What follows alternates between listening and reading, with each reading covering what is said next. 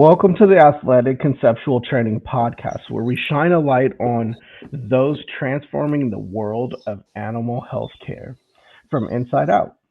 Today, we're joined by an incredible voice in the veterinary world, Katie, known to many as at vet underscore tech underscore boss.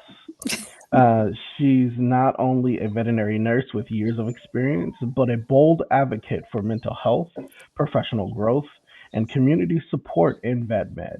Her content inspires thousands, and her leadership style reminds us why compassion and strength walk hand in hand in this field.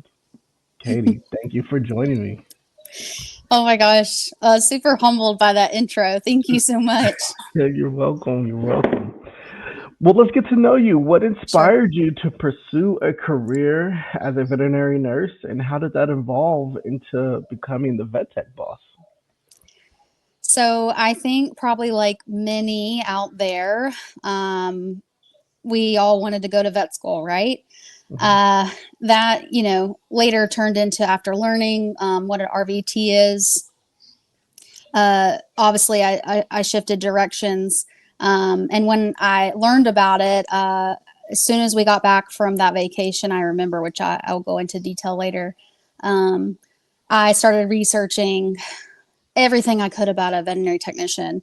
Hmm. I didn't know that the role existed, and this was in the summer of probably 2015, 14, no, Okay. 14 or 15 or no, yeah, 15. And I was like, how have I not heard about this? I guess, always thought that there was the veterinarian and then there were just some people helping them. That was that was the perspective that had been painted to me. Yeah. I guess I didn't have a lot of experience in an actual veterinary setting.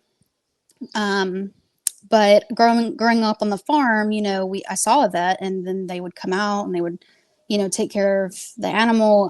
But rarely was there like someone with them. So maybe that's where that came from. Hold on, bud.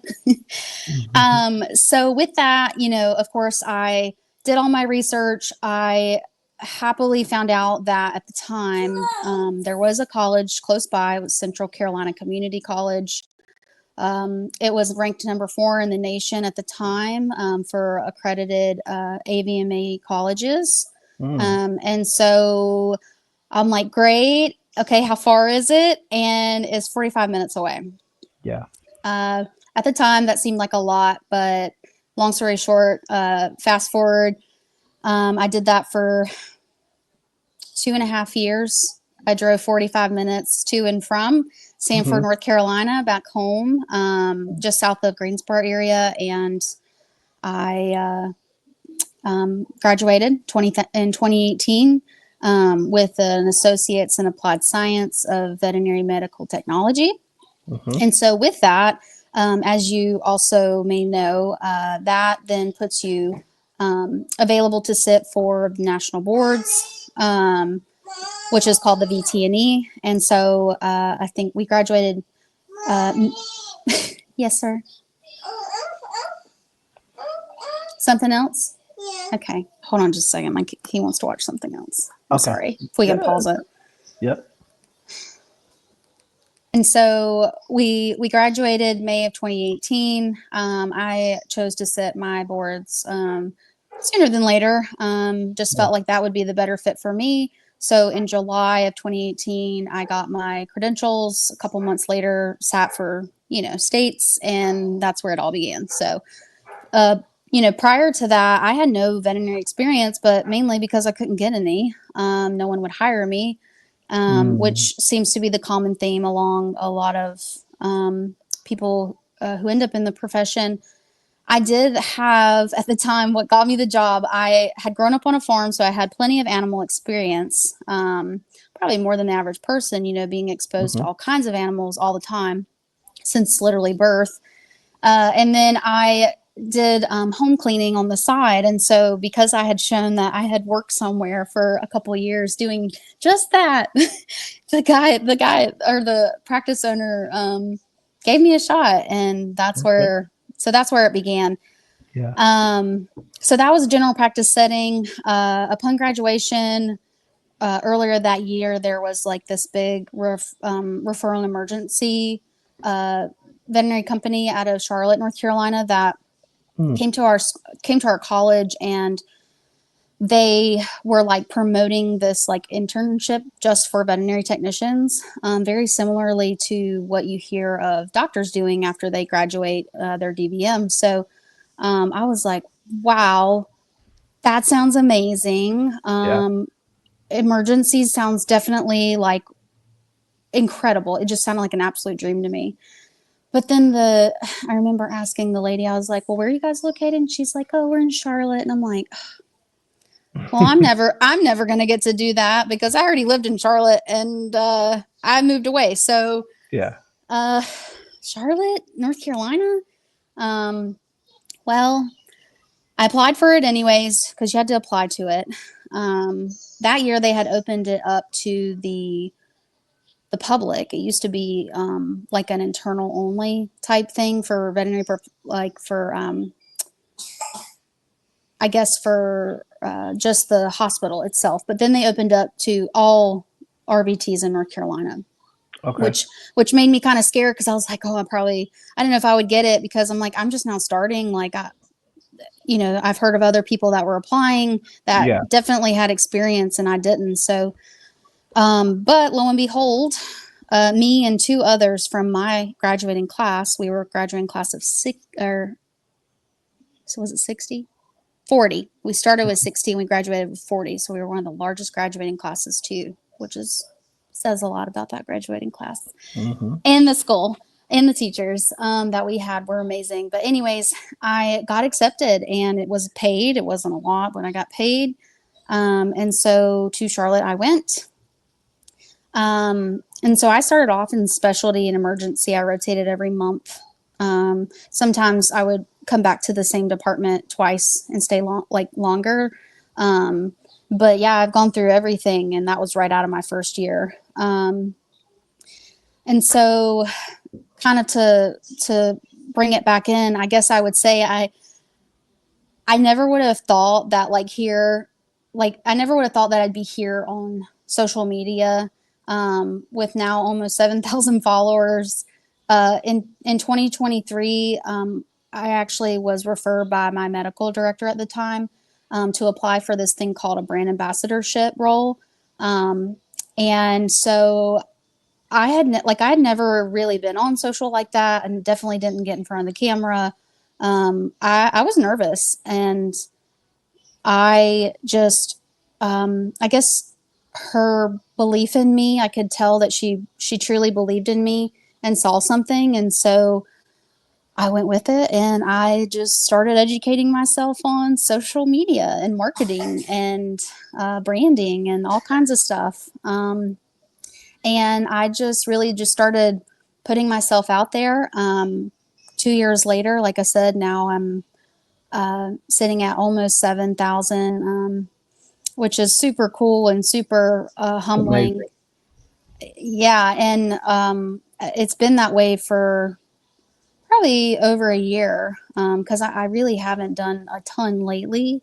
But I'm really humbled to see that like the people are staying. Like some have gone, but that number still just kind of continues to hang out. And so um, I'm just super like blown away that someone would want to listen to me. um, and So, oh yeah, go ahead. Boss Energy is your brand. What does Yeah. being a vet tech boss mean to you and your followers? Um, well, I know that we're before we shift into that, I squirreled. You can you can edit this part if you want. But I did want to clarify like kind of what led me to the veterinary technician side versus the I'm sorry, not yet. That's going to be the next part. I'm so sorry. Yes, so vet tech boss. Um, so when I was at this company doing the brand ambassadorship, I kind of went with a generic name because I had no idea what to go with. So I just went with Katie the vet nurse. Yeah.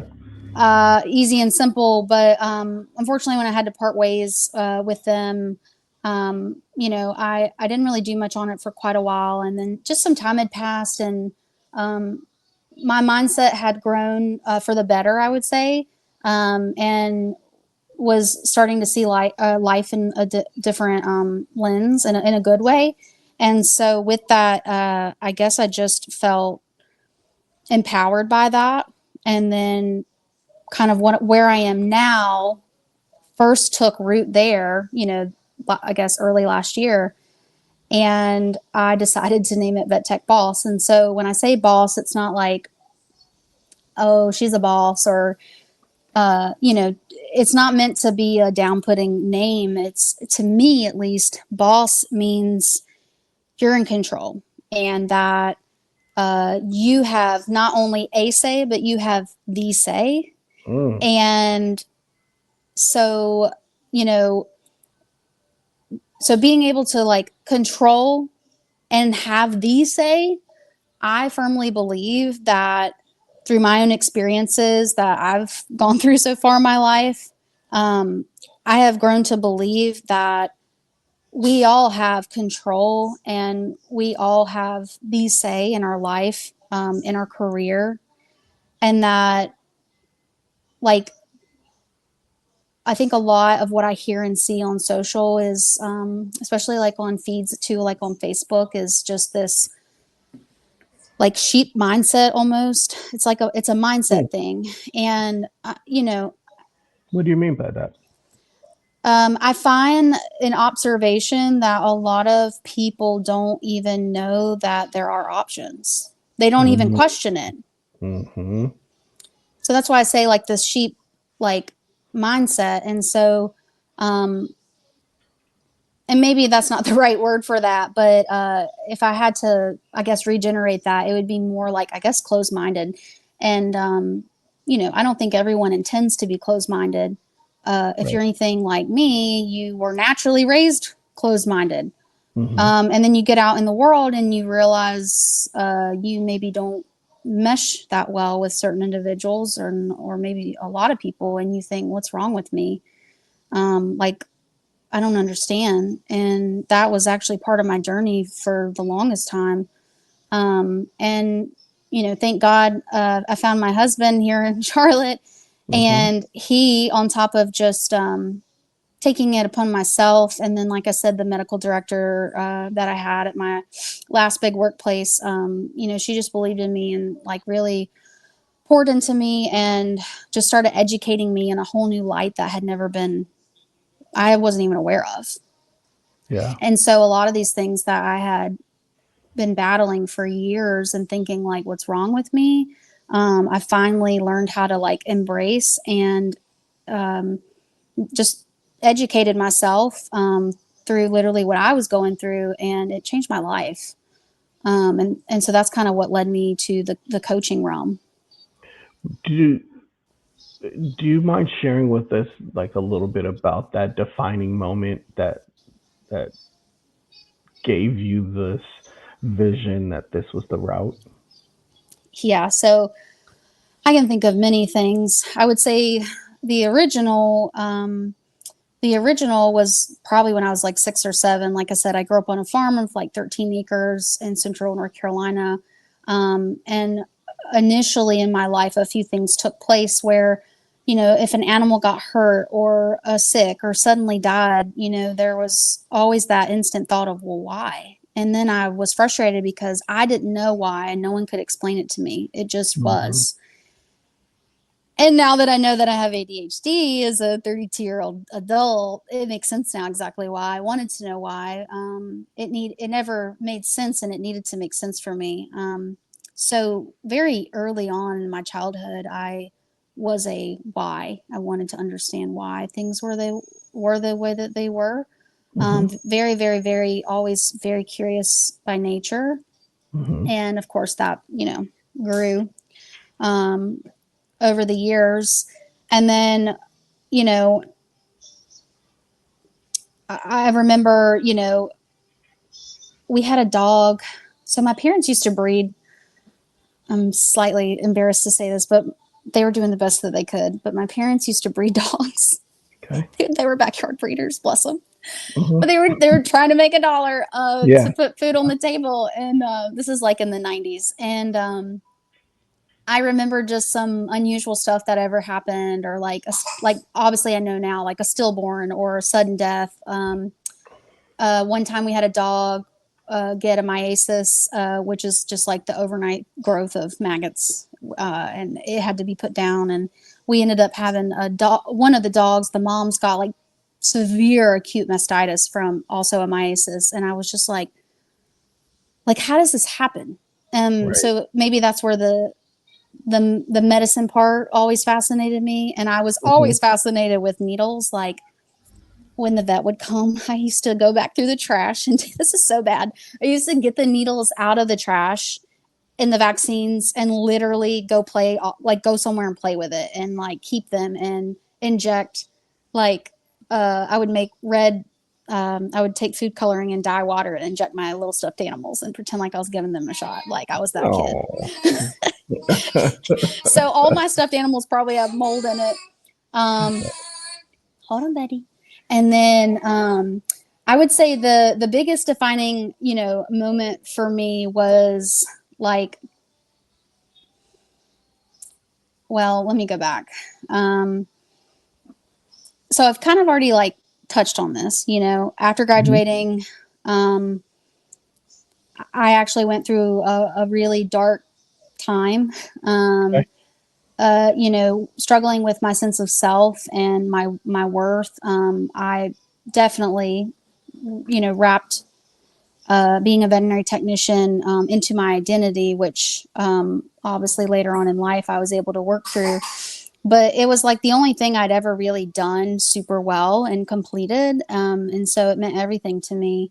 Mhm. And so when I was like basically being in a place, we won't say names, but I went through massive judgment, ridicule. I borderline was hazed.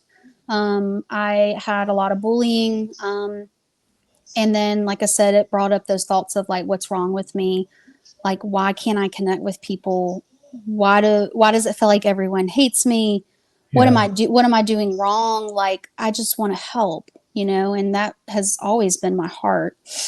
And I would say a select few of those individuals truly got in my head and had me almost, if not fully, believe that I wasn't cut out for vet med, that me going to school was a Mhm. complete waste.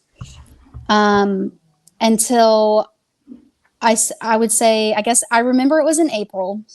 Um, so it had to be April 2019. Okay. And I was on an ER shift, and I finally got the golden chance that like every veterinary technician ever waits for, and that is to place a central line.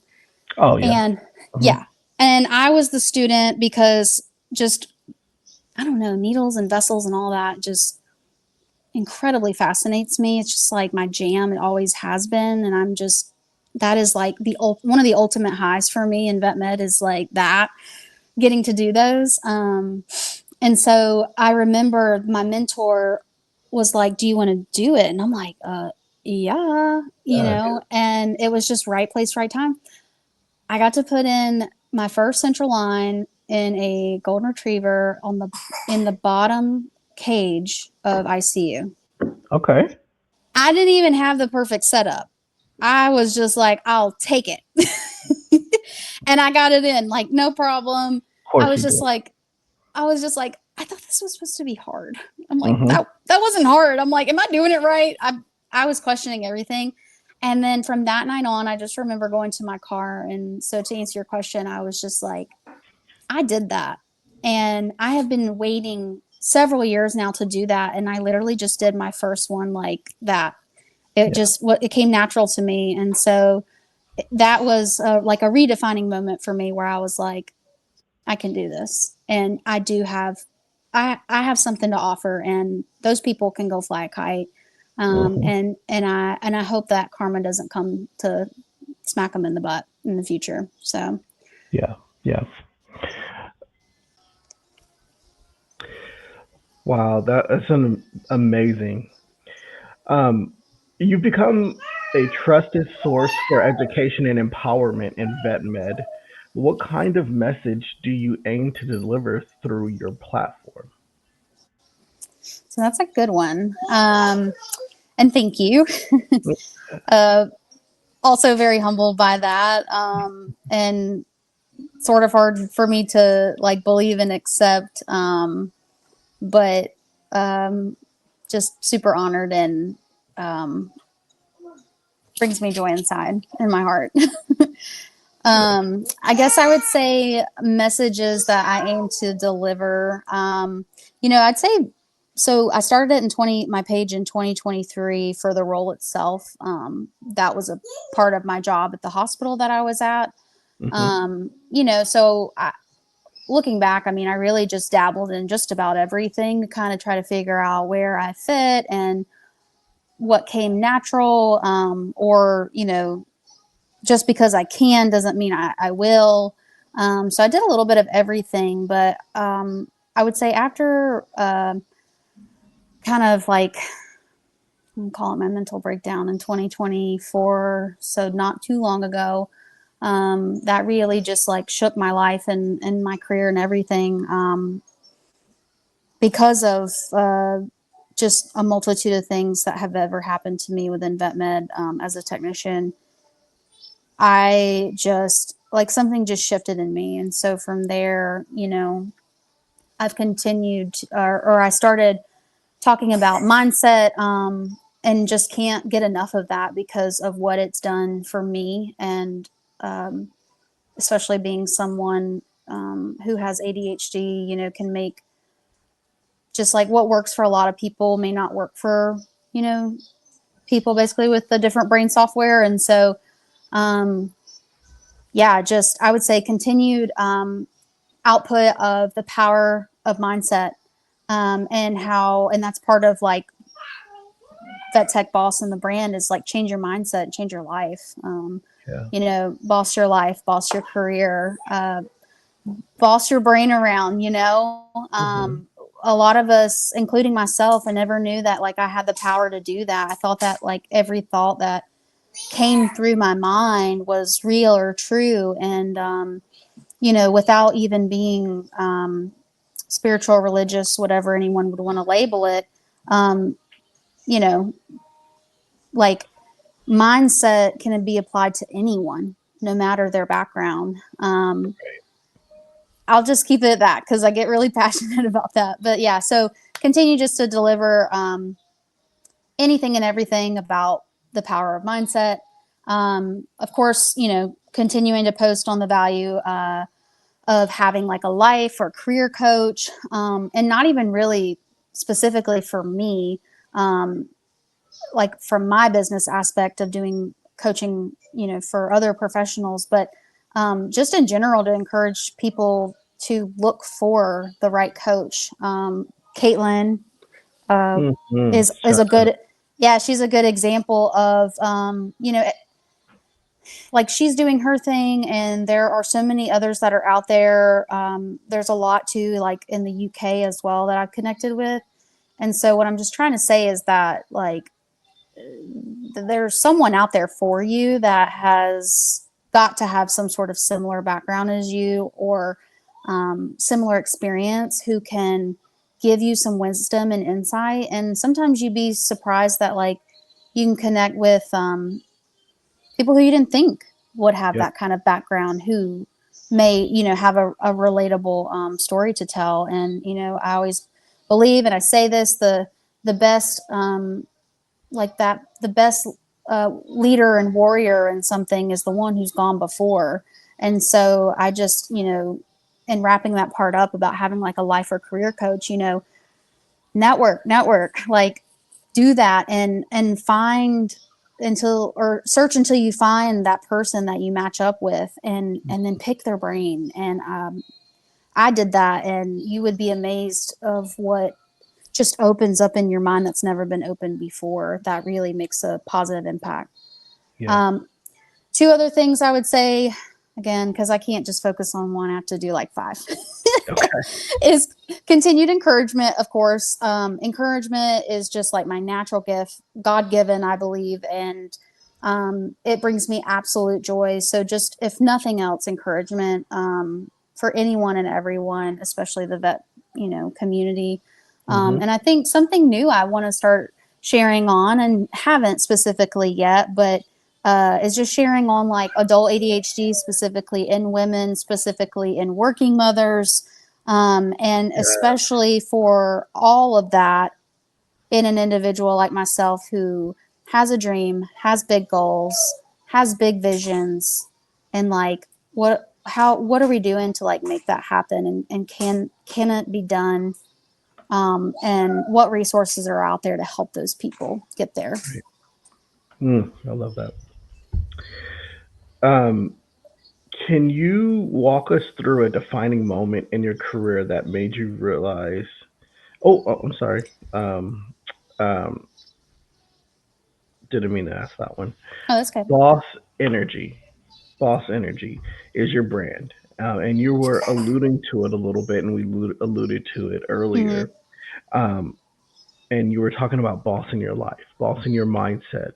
Uh, what does boss energy mean to your should mean? What should boss energy mean to your followers, and what do you want them to receive by being a boss? Right. Well, one part I didn't touch on earlier was I guess like boss energy in general is kind of like my vibe. Um, Growing up, like in teenage and young adult years, I was always that friend. Like if something needed to happen, or if we were out, at the club or something, and my girlfriend was getting, harassed by some guy, like I would go up and shoo him away very confidently. Like Mhm. I've always had just that no fear um, demeanor, and I think that's eventually in a more mature way turned into just this like boss mindset, entrepreneur, um, just like really taking, because when we think of boss, right, boss is someone who's ideally in control. Mhm. But I think the word boss can get like a bad rap. One with like not being a part of the team. But that's not the energy I'm trying to spread here. And I'm also not trying to say necessarily like get money, boss. Yeah. But at the same time, I kind of am. Maybe not in that presentation, but boss is like, you know, you are in control of you. Boss your life, boss your mind. Like you have the power is within. It's up to us to take the initiative to discover it. Mhm. And then after we discover it, it's our job to make it happen. And then after that, it's our job to educate others and Yeah. help others. And so, you know, bossing your life, like as a mom, bossing life in your career, like, make, I don't know if I'm allowed to say this, but like, make this shit happen, Yeah. like Yeah. I You have, can say that.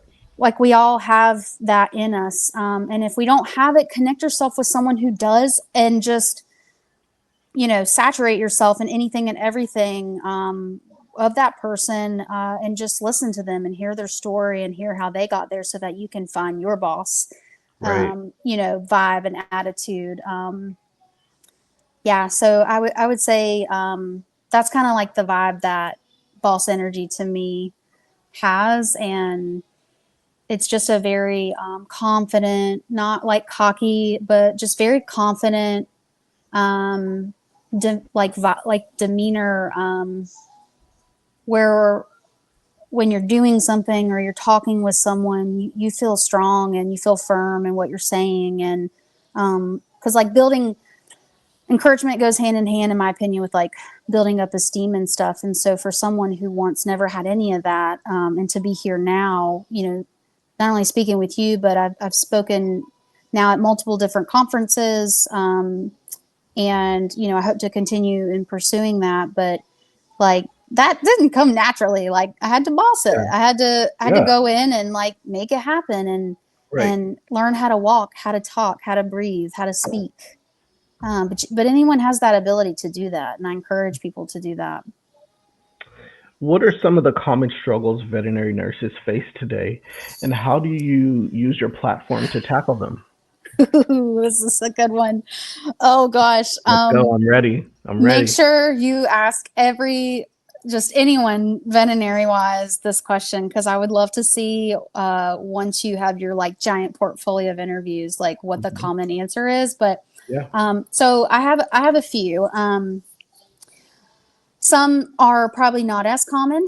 And then obviously there's the obvious ones. And so, first, I would say common struggles would be that I've seen and that I've used to have with myself is client communication. And so, Okay. you hear a lot of people say, I love the animals, but I hate people. And I just think that Yeah. is so terrible. And if you're gonna make it in this industry, I'm telling you right now, if I can give a tip of wisdom, the key to success is learning how to love people. Yes. And so with that, I have like client communication in terms of people lacking empathy. And then people will be like, I am empathetic. And it's like, well, it is kind of hard to empathize with people in situations that you've never been through. And so for those Right. individuals, they may truly struggle.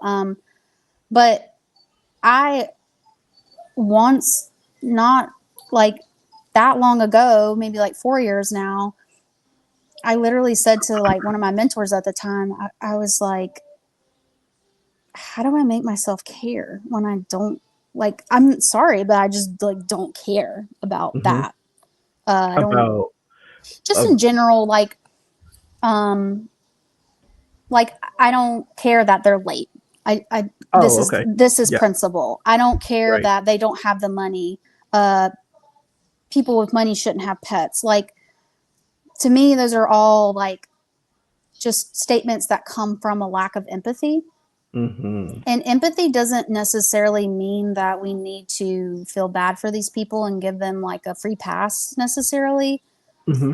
But what empathy does when you really dive into it is it allows you to process the situation that you're having to face with the client. And it allows you to break through to them so that now you guys are on the same page. They open, you connect, Yeah. but then you also take a little moment to slow down, slow little moment to realize you're Hmm. both, at the end of the day, you're both human. Right. And then so what do? You build trust through that. So now the client is going to have some better confidence and trust. Maybe not always, but through acquired learning about clinical empathy and all of that, can, man, really go a long way. But it also allows, in my opinion, to, for what I see people struggling with, is that just frustration of when the people come to the back and they go, oh my god, so and so is just so stupid and difficult, Yeah. and like, what world does she live in? How does she think she can show up late? Like, who does she think she is? Like, this dog, like, or we always say to some of the pets, we love you, but we don't, your mom's special. You know, I think that is the true key nugget to unlocking the ability to deal with those type of individuals and not lose your sanity in this industry. Because trust Yeah. me, as many pets that are pouring in, they all come with a human, if not a Yep. couple. Yeah. I love that because that's well, I'm finding later in my career now, that's the part that I enjoy the most. I enjoy Yeah. when there's a big emergency and I'm able to go in and really assist the client and partner with them from an emotional, mental Yes. standpoint to help Yes. them feel a lot more comfortable with their situation or help them navigate this tough situation. Because there's still a lot of education that needs to happen and a lot of people don't know. They rely on Google and that's what we're here for as a hospital. Yeah, I think, just kind of diving off quick, just a little bit on that is, you know, that is like a role that I am slowly envisioning, almost like a, So, you know how like in hospitals they have that person that can come around and not only talk with the team. I guess Yeah. they're basically like they're either like clinical psychologist or therapist or whatnot. But Hmm. I there is a support team though for the families that come around at the hospital, and I'm sure somewhere out there someone's doing it. But I think it would be super awesome to like that. To me is a role that needs to happen. Yeah. Um, and you've got plenty of people to do it because some people, for example, are leaving vet med because they think, oh, well, the floor is just not for me anymore for whatever reason that may be, whether it's physical, mental, emotional. But guess what? If that, though, is part of something that you actually enjoy and you enjoy and you receive, um, pleasure and enjoyment doing that, then that's a whole nother service to not only the pets, but for the people. So that's all I'll say on that. But yes, that's a good one. Yeah. If a Um, sponsor, oh, sorry, go ahead. oh no, go ahead. If a sponsor asked, what does the vet tech community need more visibility? What would you say? Um, can I actually share one more piece on the Oh, struggle? please do. Please do. Yeah. Here, I'll hit the highlights and then you tell me which one you want me to elaborate on. How about that? We make it fun. Okay. So Okay. my second point was communication within the team. Hmm. Um, not pairing the right people into teams who are going to work well together based off their strengths and Ooh. weaknesses. Okay. Just pairing people for principle doesn't help everyone. Okay. And there's that. Uh, Hmm. DVMs lacking initiative to lead teams. And Ooh. that may be a little harsh, but as far as I know, they are in probably many practice acts. They are the only individuals that we're allowed to practice medicine under and have to be supervised by them. So yeah, like I think we all struggle a lot with seeing some of our DVMs like stepping up to lead and taking initiative on that. And as far as I know, they do not teach that in vet school. So it has to be a Right. self-pursued route. Yeah. And then two more things. So I would love to see more CE coming available at conferences, not just like local, but like some big ones too. Yeah. I know last year Amy Newfield, um, hopefully people should know who she is. But for those who do not, she was the author of oh God, I'm on the spot and I'm forgetting now. I'm so sorry, Amy. Oh my gosh, the unicorns. Oops, I became a manager. Yes, sorry. Hmm. And then she's created many other books with her thoughts and insight and structure of how she thinks that teams should be set up. And then now she has a CE platform. So uh, while she has her platform, I'd like to see more people like her and people like myself pursuing this kind of realm and what we're talking about right now uh, Yeah. for people to sit in and listen on. Um. Oh, sorry. You're going to have to edit this part out, but I have one last point, and I think this one's huge. Um, DVM versus support staff segregation. mm, That's a sensitive subject, okay. but I, Elaborate on that. Let's go there. yeah. So I have just found in my own experience that Mhm. so like everything it seems has always been separated, and I think that is a huge problem of just a lot of things in vet med. So DVMs have their own CE, technicians and support staff, other support staff have their own CE, or they don't get CE. Yeah. um, when there are rounds, what do? They try to separate. Like that's just always been the thing. But the culture and the industry and everything, it's all changing. And I just, I don't get why we have to stay separated because I firmly believe that until that changes, veterinary technicians will never get recognition and the credibility and the scope of practice that everyone's looking for. Yeah. I believe that our part of that issue has to do with the division between the doctor and that nurse. And the roles have, remained split. And, maybe in human med, now that I think about it, like maybe that works. But in vet med, we're different because we're working with patients that don't talk. And so I'd be curious to, pick the brains of like pediatricians and stuff like that and see how involved their nurses are with their doctors, because just in my own experience as a mom going to doctor visits, it's just like that dynamic between the doctor and their nursing team is really close knit compared to like when you go to human and you're like dealing with an adult. Obviously everyone's very separated. So and I don't know if you believe this, but I believe that like our patients, all of our animal patients are like children, especially now, just as times go, with folks having more trouble now conceiving, and or maybe financially they can't afford it or don't want to go down that route or whatever it is.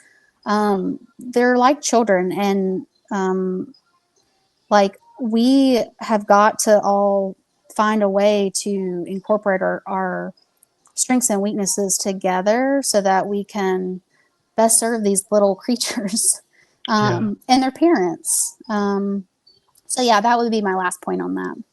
Yeah. I mean, great points. Great points. Long conversations for each. Yeah. I'm sorry. I know. When I go, I go all the way, man. I'm either 0 or 150. Yeah. He said, "Don't go 150 today, Mom. It's all He about said, me." "Mommy, be quiet." All right. So So really good subjects that we're talking about. And hi, does you want to come say hello? Do you want to say hello? Yeah. You're going to be on national television. Say hi. Hi. We're homesick. Hi. So I'm part of Mommy's interview. I'm homesick. Yeah. Yeah. Again. Yeah. Again. Yep. I need this bud. Thank you. What's his name? JP. JP. Yeah. Short for Joseph Patrick. It's a you? long story, but it's family name and Scottish lineage. My husband has got some deep roots from Scotland, so that's the story on that. Hey, we're gonna have to edit this out because you're clicking on Mama's computer. Hey, can you go find the orange ball that Odie likes? Do you know where it's at? Look, a blue ball. Can you find the blue one? No, I can't. He's so smart. He knows I'm trying to send him off. I can't find it. All right, you can stand right here, but we got to keep going. All right. So you said, I think your next one said, why does if a sponsor asks, why does the vet tech community need more visibility? What would I say? Yeah.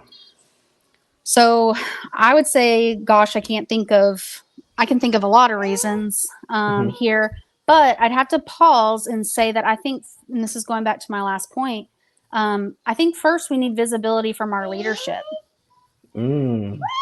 And when you say leadership, do you mean like owners or hospital owners, hospital management?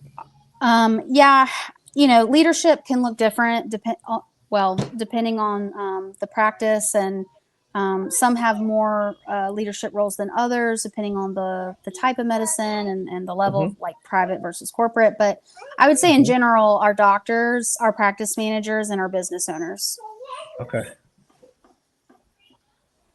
And what does visibility look like to you if you were to map it out for them? I would say, that's a complex thing in my mind, but I think the highlighted part would be understanding the why, like we were talking about earlier, the why behind each role, Okay. why it's important, and how it works. Right. I So, think, yeah, that would be just my first start. so would it be like more like clarity on like job descriptions and tasks throughout the day, um, things of that nature? Is that like where you're talking about? Yeah. So, I think the obvious one here that most would agree with is, um, how can we be utilized, and um, like what are the legal limits? What can we do? Hmm. You know, visibility to me also comes with generating a level of respect. Mm. So, I think just as some doctors would agree that they want visibility, they want to be recognized as real doctors. And so I just don't get, like I said, going back, that diversity that gets, or excuse me, that division that gets created between us, because I know they know what that feels like. Yeah. They know, and maybe not all of them struggle with that feeling, but I have come across many that do, and they are just on this constant pursuit of proving to the public that they know what they're talking about, or that they're capable, or that they're brilliant, and they are. And so it's like, I know they have that ability to empathize with us, so where is it? Hmm.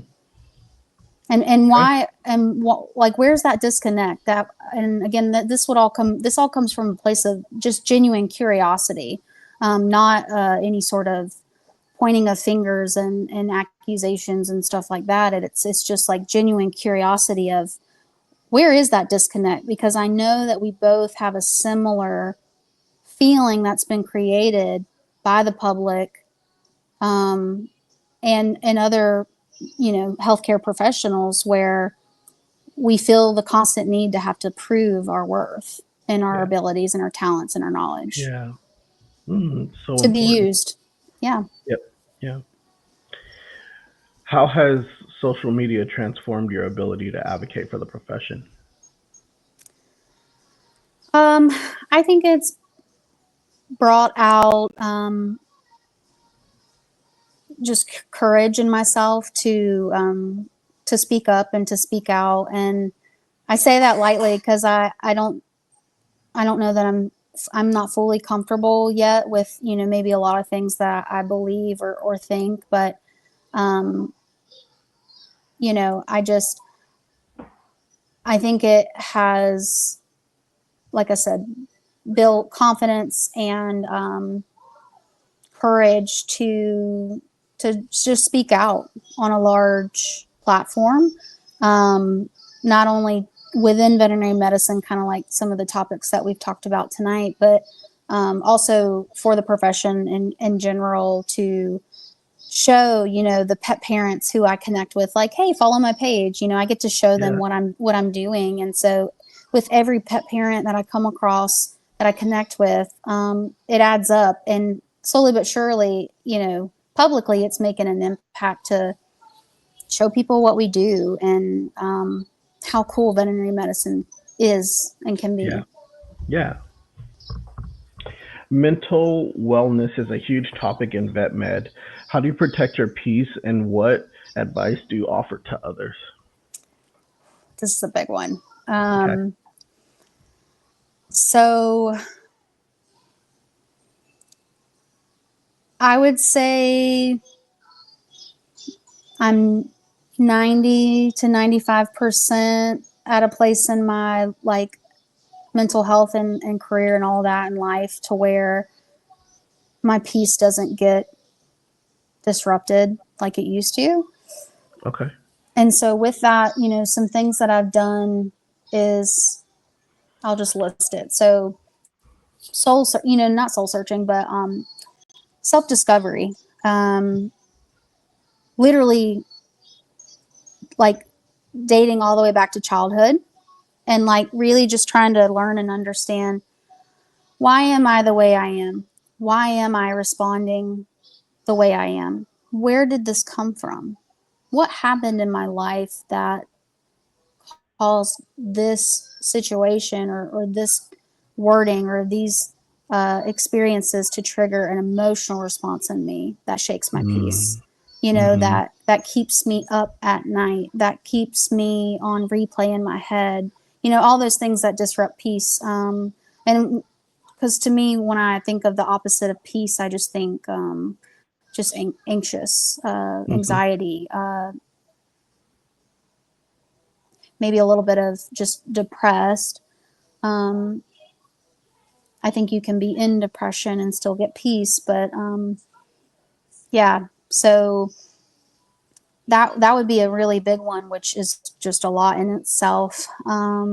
Learning what boundaries are, what yours Yeah. are, and how to set them, and then how to. So when you say, "Oh, well, how do I set them, Katie?" Um, well, if you're like me, you literally have to learn how to communicate those in a clear, concise, and professional manner to For sure. where you're getting what you want and need, but you're also being respectful and courteous and professional to your team. And so that just, it doesn't come naturally. And I think a lot of people, including myself, thought that it should or it did, but that's a self-taught skill. So also, um, I think the biggest one that I struggled with that I could speak from experience is carrying guilt that's not meant for me to carry. Mm. And with that, I would say carrying the guilt of the care and or outcome of a patient. Um, and like, so how do I want to word that? So I used to struggle really badly with that. So I would, it would just challenge me and disrupt my peace to the core when maybe I thought that something should or shouldn't have happened or should go this way or should be done for this pet, and Yeah. there's not a there's not like a healthy crossing of agreement, if you will, between, I guess, expectations of care and like standards of care and stuff like that. So Yeah. like I hope I'm not alone, but you know, that to me is a big struggle with how do I process that? How do I, you know, not let it bother me on the floor, and then also when I go home, and then how do I not let that attack like who I am as like my identity, like a core. Um, Yeah. so Yeah. so yeah, I'm glad that you're touching on that because I think a lot of people in the vet community struggle with that, and it seems like it comes down to a moral battle. yes, And moral and ethics. hmm but I do think that, especially like in my experience, like managing people and then also like being on the floor, and not managing people, just being in the room. I do think there's multiple approaches at this point, and they're only going to get more. The approaches are going to become more multifaceted, of how we deal with different circumstances, situations, disease processes. But we also have to be open to receiving that just because it's done a different way doesn't mean patient care, I mean, is sacrificed, at least Yeah, intentionally. And if it is, right, there is a way to communicate that without it being such a moral battle, right? Because it comes right. down, what I feel like it, at least, what it comes down to, it speaks to, it starts off as a moral battle, but then if you're not being heard, it speaks to a different side of you, right? Hmm. And brings out this emotion feeling, and then that turns from an internal thing to a bodily thing, and Hmm. then it just goes from there. Yeah. So So maybe going back to one of your questions, like I think that in itself should be a topic that we start educating ourselves on, because, and I'm not speaking as a professional on that, because that is still always a constant growth area of growth of mine, is, I know it sounds silly, but learning how to communicate when something crosses that like moral, ethics, justice line in a way that like, so you can feel heard and validated. But then also, so you're not like crossing lines of disrespect. And that has truly been I'm not going to lie, that's been a big struggle of mine, and something that I continue to pursue to learn about, and am just more than open to learning from others who maybe have gone through that to share their insight with me, on just social media in general. I would encourage that, because I know if I need it, then other people probably need it too. Yeah. What's one myth about vet tech life that needs to be debunked for both the public and potential sponsors? So when I thought about this one, this was kind of a hard question for me to, not hard, but a challenging one to kind of like create a solid answer on. But just being natural, the first thing that came to my mind was that not all veterinary professionals are alike. Okay. And in the sense that because there's still so much to be updated and refined and even developed, there can be and is like a real, like, massive difference in experience and knowledge and skill. And that can be sometimes, I feel like, in my experience or observation, that it has, like, that lack in consistency has caused certain people or whatever, the public, to like lose heart or lose trust because of a single experience. And so I just think that, like, it should be, I don't know, maybe, like, what I'm trying to say is, like, I feel like our, like, educational process and steps should be brought to light, because it has so many variables and so many options available. And, like, not everyone does an internship. Not everyone goes to an actual AVMA, like, college in person. Some of them go online, and, like,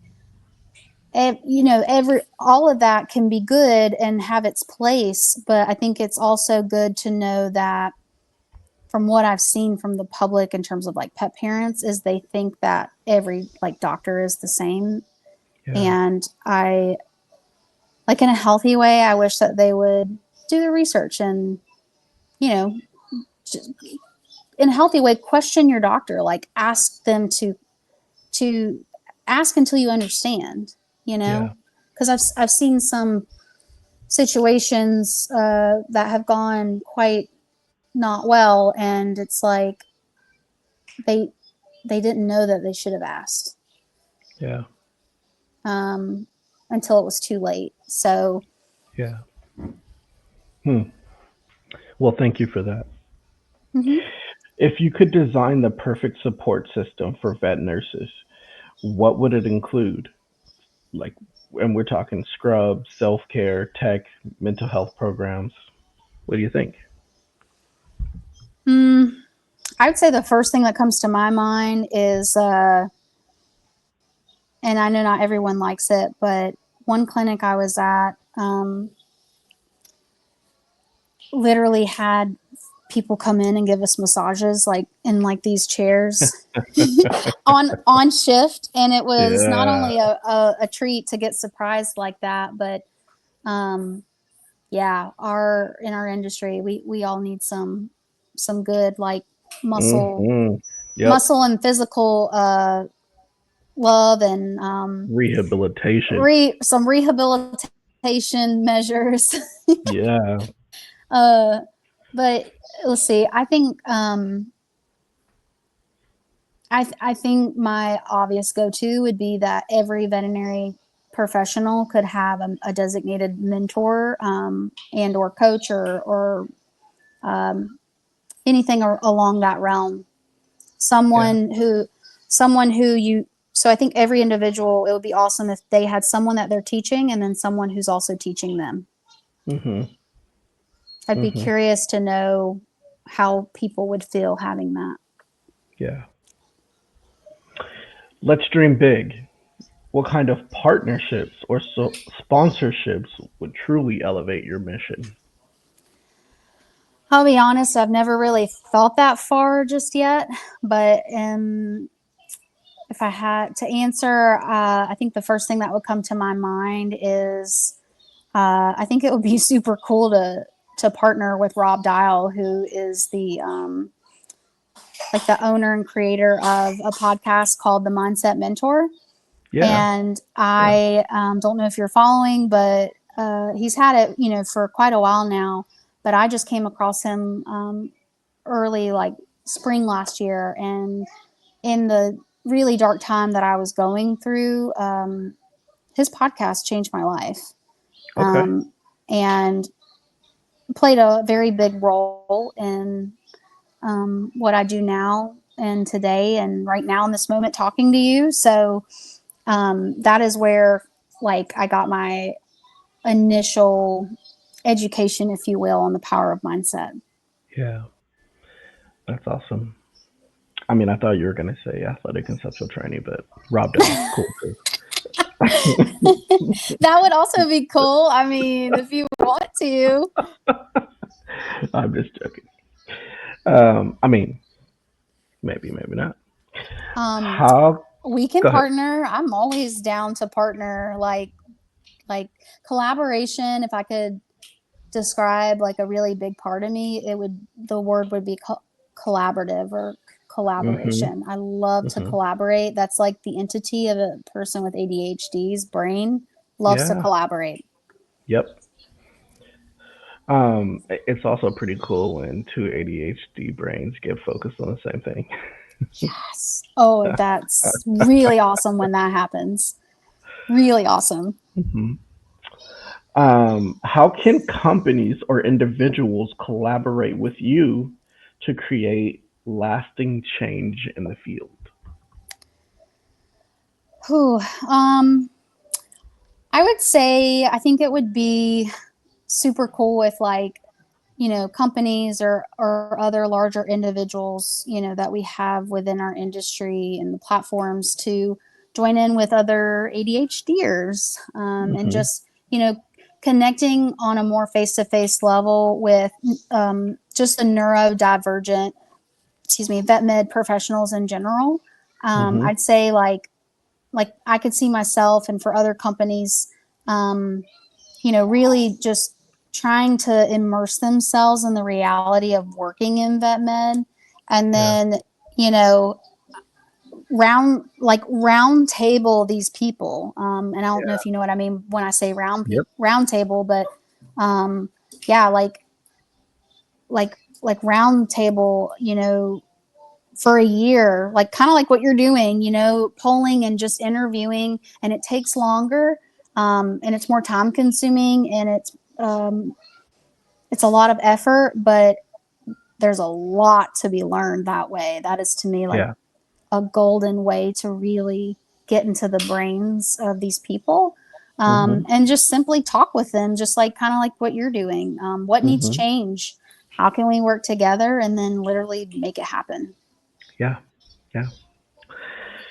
Before we wrap up, Katie, what's one message you'd like to send to every vet tech out there who's feeling burnt out, underpaid, or unseen?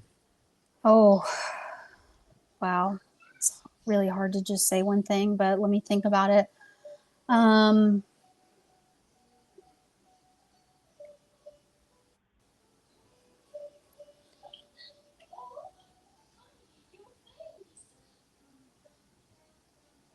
I think so. I know we all say, do what makes you happy, Mhm.